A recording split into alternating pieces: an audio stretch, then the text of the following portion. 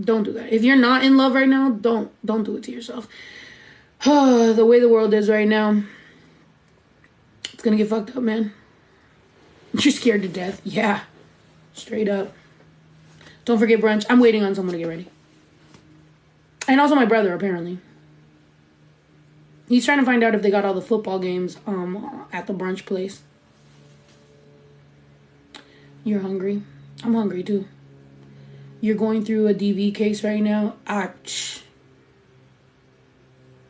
do not. You know what's crazy is the other day I made a joke about like my DV case, like my life, me being a victim. And somebody literally, that goes to show you how much people don't give a fuck what like more like mask presenting lesbians. Mind you, I am not the most masked lesbian in the fucking world, like at all, by any fucking means. Whenever I hang out with actual masked lesbians, I'm like, oh, okay. All right, bet. Like, I see why last night one was hitting on me mad hard. And I'm like, bro, I'm clearly a fucking boy. Look at me. I got baggy pants on. And she was like, come on, let's dance, let's dance. And I was like, bro, like, look at me. I'm you. We're the same. She's like, no. You got a makeup and a wig and shit. I'm like, oh, well, still, I'm a guy. Leave me alone. But anyway, I'm femme, yo, leave me alone. Anyway, so check this out. I'm not femme. I'm definitely a guy. But, well, not definitely a guy. I like being a woman, but I don't want masked lesbians to hit on me. I feel weird between us. I'm like, dude, what are we gonna do here, bro? Anyway, fuck, you made me lose my train of thought. Oh, so I'm joking about my, like, you know what I mean, or whatever. I was like, I made a little joke. And then somebody's like, oh, yeah, but if they bring you up, you're going to fucking blah, blah, blah. And I'm just like, damn, bitch. You might as well tell somebody who was a victim of domestic violence to shut the fuck up about trying to make it funny. Like, it's my trauma. If I want to make a joke about my own fucking shit, I can. You're basically telling me, shut the fuck up. We don't believe you. Like, you're not allowed to talk about it. Like, that's pretty much what I've gotten. Like, whenever I've kind of joked about something that everybody publicly knows I fucking went through, I'm like, it's crazy how many people will really just invalidate you and tell you to shut up. They wouldn't do that if you were a female that was dating, like, a dude. Like, nobody would do that. You would be, like, you know? So it's like, I don't know. And the only reason I kind of, like, can joke about it is because I went through that. However, Matt Rife gets to fucking make a joke about it, and all the dudes are coming out to be his big-ass defenders. Which I do feel like the Matt Rife situation is kind of funny because people are making it be like, oh, Matt Rife got known Uniqlo.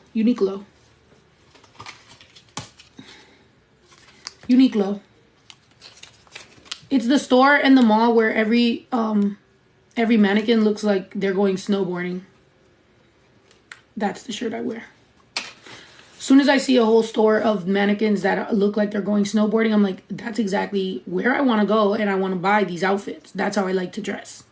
Vest, yes. Puffer jacket, yes. Beanie, yes. Skis on my feet, absolutely. Absolutely. What was I saying? Oh, yeah, so people are coming to, no, I actually I've owned these shirts, and they've been in my closet, and I haven't worn them because I was waiting for the fall. And then I felt like I was kind of too fat to wear them because they're really boxy and they got the drop stitch. They got this shit, the drop shoulder. So I was like, I told you guys, I tried to wear this shirt yesterday and I felt like I looked like a Cinnamon Toast Crunch. So I was like, I can't really wear it. Not for dinner at least, but for brunch. Like brunch in the fall makes sense. So I just took it off. But yeah. And the reason I leave tags on shirts or whatever is because just in case I ever have to like wear it for something like specific, then I get to just be like, okay, this is what the outfit cost. You know, you gotta do shit like that. You gotta expense shit like that when it comes to like companies and shit. If they make you do something, you gotta be like, hey, check this shit out. This shit ain't free toots. My shirt was $20. Give me that shit back. Just kidding. But anyway. Yeah, that's how you gotta do. Bro, working for yourself, like, you gotta know how the shit works. That's why whenever people...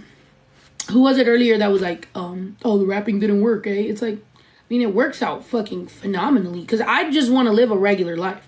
I mean, a little nicer than regular, right? Like, this view right here, fucking A+.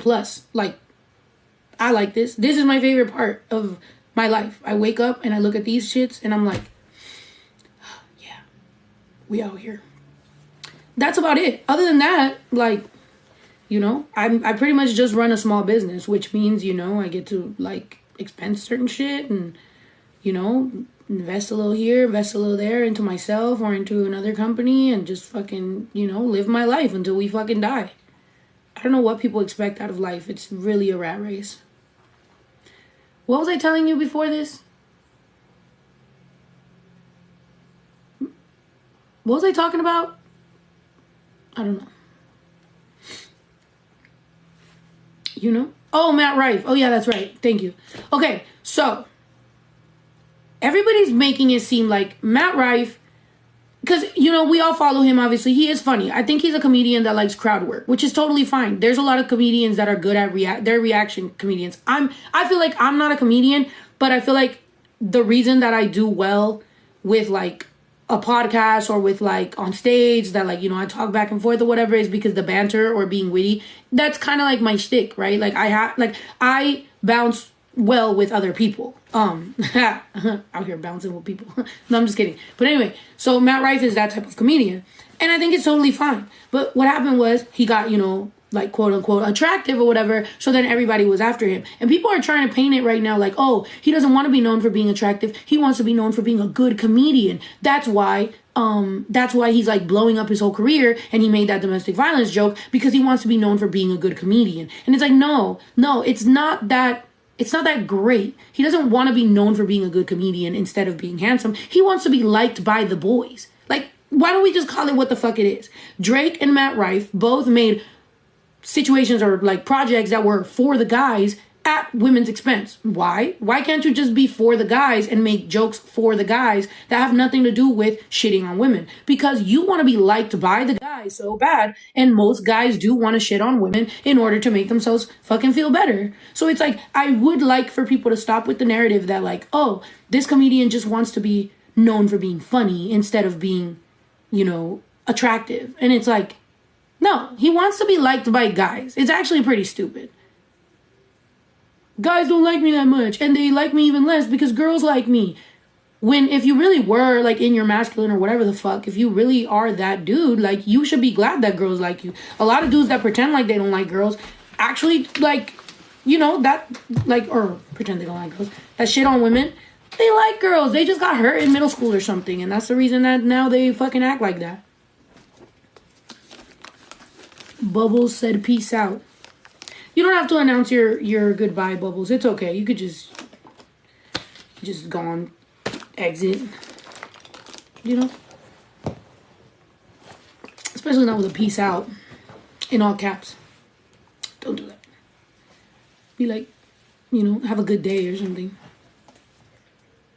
What he did or said, I don't know. It was a domestic violence joke, but it wasn't funny. Like, I feel like okay, that's why we were talking about this. Like, I feel like as someone who